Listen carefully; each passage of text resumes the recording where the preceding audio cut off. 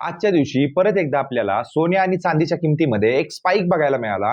याच्या मागची जर कारण शोधण्याचा प्रयत्न केला तर ग्लोबल मार्केटमधनं एक न्यूज आलेली आहे की इराणवर अमेरिका आणि इस्रायलने संयुक्तरित्या हमला केलेला आहे. आता सध्या जर बघितलं आपण तर एमर्जन्सी डिक्लेअर केलेली आहे इराणमध्ये आणि इस्रायलमध्ये. आता सध्या युद्ध चालू आहे आणि या युद्धाचा परिणाम म्हणून ग्लोबल मार्केटमध्ये परत एकदा अस्थिरता निर्माण झालेली आहे. आणि ज्या वेळेस अस्थिरता निर्माण होते त्यावेळेस सेफ इन्व्हेस्टमेंटकडे लोकांचा भर असतो आणि गोल्ड आणि सिल्वरच्या किमती या वाढताना बघायला मिळाल्या.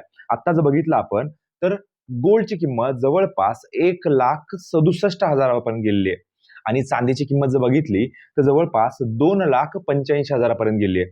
आज शनिवार आहे, उद्या रविवार आहे, 2 दिवशी मार्केट बंद असतं.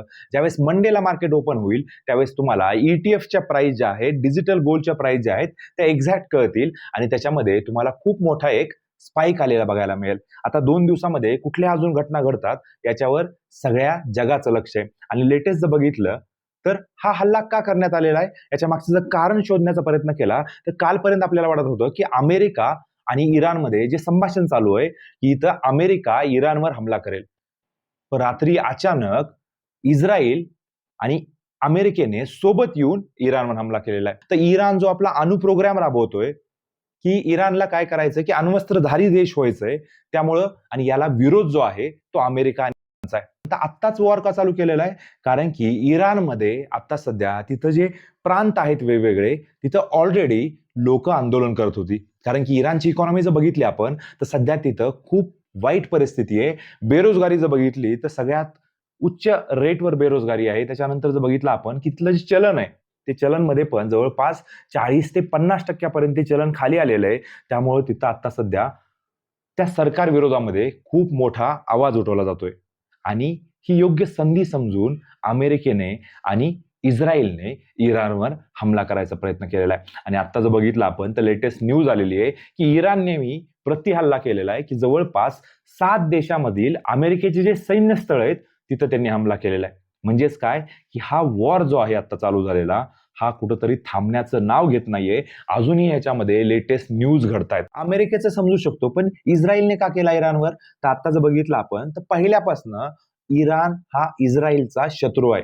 कारण की इराण जो आहे तो इराण हमास सारख्या किंवा अशा आतंकवादी ज्या संघटना आहेत यांना सपोर्ट करतो आणि इस्रायलमध्ये किंवा आजूबाजूच्या देशांमध्ये आतंकवाद फैलवण्याचा प्रयत्न करतो. त्यामुळं इस्रायल आणि इराकचे पहिल्यापासून संबंध नाहीयेत. दुसरी न्यूज आहे पाकिस्तान आणि अफगाणिस्तान मधला जो संघर्ष आहे तिथलं जे युद्ध आहे ते अखेर शेवटी डिक्लेअर केलेलं आहे पाकिस्ताननी. आणि अफगाणिस्तानमध्ये आणि पाकिस्तानमध्ये आता सध्या जे बघितलं आपण तर कंटिन्युअसली हल्ले चालू आहेत एकमेकावर आणि तिथंही युद्धजन्य परिस्थिती निर्माण झालेली आहे. म्हणजेच काय की ग्लोबल मार्केट इतक्या दिवस शांत होतं आणि आता तरी कुठंतरी वाटत होतं की येणाऱ्या काळामध्ये स्टॉक मार्केटसाठी चांगले दिवस येतील किंवा ग्लोबल मार्केटमध्ये सगळ्या ट्रेड डील होत आहेत त्यामुळं चांगले दिवस येणार आहेत. पण आजच्या न्यूजमुळं परत एकदा या सगळ्या गोष्टीवर पाणी फेरलं गेलेलं आहे. परत तीच अनिश्चितता निर्माण झालेली आहे. परत तोच डरचा माहोल निर्माण झालेला आहे. आणि अशा वेळेस जे स्मार्ट इन्व्हेस्टर असतात किंवा जे मोठे इन्स्टिट्यूशनल इन्व्हेस्टर असतात त्यांचा ओघ जो आहे तो परत एकदा सेफ हेवन इन्व्हेस्टमेंटकडे वाढतो. गोल्ड आणि सिल्वरमध्ये ते प्रिफरन्स देतात आणि तिथं इन्व्हेस्टमेंट करायचा डिसिजन घेतात. अमेरिका इराणच्या कामागे लागलेला आहे. तर आपण जर बघायचा प्रयत्न केला तर सगळ्यात पहिलं कारण जे आहे ते क्रूड ऑइल आहे.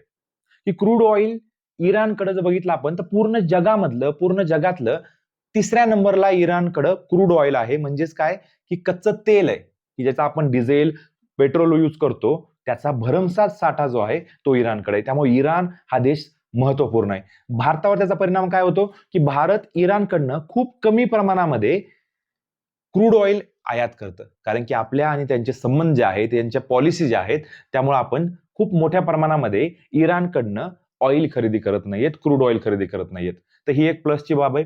पण दुसरी महत्वाची गोष्ट आहे की इराणकडं असे काही मार्ग आहेत इराणच्या देशाच्या बाजूनं की ज्याच्यावर इराणची सत्ता आहे आणि इराण त्या मार्गातनं क्रूड ऑइलचा जो सप्लाय होतोय पूर्ण जगामध्ये तो सप्लाय करणारी जी खाडी आहे ती इराणच्या बाजूला आहे. त्यामुळे इराणनं जर तिथं प्रतिबंध केला, तिथली वाहतूक जर थांबवली तर याचा परिणाम जो आहे तो पूर्ण जगावर होणार आहे आणि पूर्ण जगाच्या इकॉनॉमीवर होणार आहे. कारण की क्रूड ऑइलच्या आजूबाजूलाच सगळ्या देशांची इकॉनॉमी चालते. त्यातल्या त्यात भारताचं बघितलं आपण तर भारताचा फक्त 10 ते 20 डॉलरने अगर क्रूड ऑइलची किंमत वाढली तर 10 ते 12 बिलियन डॉलरचं भारताचं नुकसान होतं. आता जर बघितलं आपण तर काही दिवसापासून क्रूड ऑइलच्या किमती आपल्याला वाढताना बघायला मिळाल्या, कारण की आपण जवळपास 97% क्रूड ऑइल बाहेर आयात करतो. ते याचा फटका भारताला पडतो. त्यामुळे येणाऱ्या मंडेला मार्केटमध्ये पण तुम्हाला एक छोटासा क्रॅश आलेला बघायला मिळेल, कारण की आज आणि उद्याचा दिवस आहे. या 2 दिवसामध्ये जर कुठल्या घटना घडल्या तर तुम्हाला मंडेला नक्कीच सोने आणि चांदीच्या किमती तुम्हाला वाढताना बघायला मिळतील. त्याच प्रमाणामध्ये स्टॉक मार्केटमध्ये एक मोठं करेक्शन येऊ शकतं. आता सध्या जर बघितलं आपण तर ₹131 निपॉन इंडियाचं गोल्ड ETF आहे, की म्हणजे ₹131 टाकून सुद्धा तुम्ही डायरेक्टली गोल्ड मधलं काही युनिट बाय करू शकता, तेही डिजिटल फॉर्मॅटमध्ये. तुम्ही घर बसल्या कधीही सेल करू शकता. त्यामुळे येणाऱ्या काळामध्ये जोपर्यंत ट्रम्प आहे तोपर्यंत ग्लोबल मार्केटमध्ये अशीच अनिश्चितता राहणार आहे. त्यामुळे आपल्याला याच्यामध्ये पैसे कमवण्याची खूप चांगली संधी आहे. आपल्याला काय करायला पाहिजे तर बघा, की स्टॉक मार्केटमध्ये म्हणा किंवा म्युच्युअल फंडमध्ये म्हणा किंवा क्रिप्टो करन्सीमध्ये म्हणा किंवा सोन्या आणि चांदीमध्ये म्हणा, कधी पैसे बनतात की ज्यावेळेस मार्केटमध्ये व्होलॅटिलिटी असते, कंटिन्युअसली मार्केटमध्ये उतार चढाव असतात, त्याच वेळेस पैसे बनतात. त्यामुळं सोन्यामध्ये, चांदीमध्ये जे मागच्या काही दिवसापासून प्राइस एकदम खाली आल्या होत्या, कारण की सडनली वाढल्या पण होत्या आणि त्याच प्रमाणामध्ये खाली आल्या होत्या. त्यामुळे ज्यांनी वरच्या प्राइसला ज्यांनी बाय केलेले सोनं आणि चांदी, त्यांना एक्झिट करण्यासाठी ही एक संधी आहे. लॉसमध्ये आपल्याला सेल करायचं नाहीये. ज्यांच्या पोझिशन प्रॉफिटमध्ये आलेल्या, ज्यांच्या प्राइसला ज्यांनी घेतलेलं आहे, सोनं असू किंवा चांदी असू, त्यांनी एक्झिट करायला काही प्रॉब्लेम नाहीये. आणि दुसरं काय की ज्यांना पैसे कमवायचे तर त्यांनी काय करायचंय, की नॉर्मली काय करायचंय, की आपण ETF मध्ये फिजिकल गोल्ड किंवा फिजिकल सिल्वरच्या मागे न लागता आपण डिजिटल इन्व्हेस्टमेंट करायची ETF थ्रू. आणि तर कशी करायची तर आपण ज्यावेळेस ETF बाय करतोय त्यावेळेस अशा सडनली ज्यावेळेस प्राइस खाली येतात किंवा सडनली अशा प्राइस वाढतात, त्यावेळेस आपण काय करायला पाहिजे की त्याच्यामध्ये बाईंग करायला पाहिजे. तर योग्य पद्धत कुठली आहे तर आपण एक तर SIP करायची. तर SIP मध्ये काय की आपण ETF मध्ये डीमॅट अकाउंट ओपन करून SIP करू शकतो. त्याच्यानंतर दुसरं काय करू शकतो की अशा ज्यावेळेस डीप येतात किंवा अशा ज्यावेळेस मार्केटमध्ये सडनली प्राइस वाढतात, त्यावेळेस आपण त्याच्यामध्ये ॲव्हरेज आउट करून लॉंग टर्म मध्ये चांगल्या पद्धतीनं वेल्थ क्रिएट करू शकतो. सोने आणि चांदीच्या किमती वाढण्यासाठी ग्लोबल मार्केटमधले असंख्य कारणं असतात. मला दिवसातनं खूप सारे फोन येतात की सर मला गोल्ड बाय करायचंय, मला सिल्वर बाय करायचंय, मी वरच्या प्राइसला बाय केलेलं मी 1,87,000 बाय केलंय. काही काही जणांचे असे फोन येतात की सर मी 3.5 लाखाला बाय केलेले, तर मी काय करायचंय. तर त्यांना माझा एक सवाल आहे की तुम्ही तर वरच्या प्राइसला बाय केलेलं आहे. कुठल्याही ऍसेट क्लासमध्ये सडनली स्पाइक येत नसतो. तुमच्याकडनं चुकी झालेली आहे, पण तुम्ही लॉस मध्ये सेल करू नका. ज्यावेळेस गोल्ड आणि सिल्वरच्या प्राइस खालच्या लेवलला येतील त्यावेळेस तुम्ही त्याच्यामध्ये ऍव्हरेज आउट करा, ते पण स्मॉल अमाऊंटनं. छोट्या छोट्या अमाऊंटनं आपल्याला काय करायचं की डिजिटल ETF थ्रू गोल्ड आणि सिल्वर बाय करायचंय. त्यामुळे काय होईल की तुमची जी प्राइस आहे ती प्राइस तुमची ऍव्हरेज आउट होऊन खालच्या लेवलला येईल, कमी प्राइस होईल. ज्या लोकांना इन्व्हेस्टमेंट स्टार्ट करायचे त्यांनी काय करायचंय की कमी अमाऊंटनं इन्व्हेस्टमेंट स्टार्ट करायचे, टप्प्याटप्प्यानं बाय करायचंय.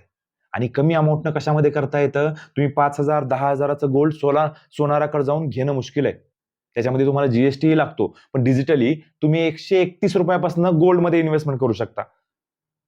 तर ज्यांना गोल्ड आणि सिल्वरमध्ये इन्व्हेस्टमेंट करायची आहे त्या लोकांनी दिलेल्या नंबरवर कॉल करू शकता. तुम्हाला डीमॅट अकाउंट ओपन केलं जाईल. डीमॅट अकाउंटची मी तुम्हाला लिंक डिस्क्रिप्शन मध्ये शेअर करतो. धन्यवाद.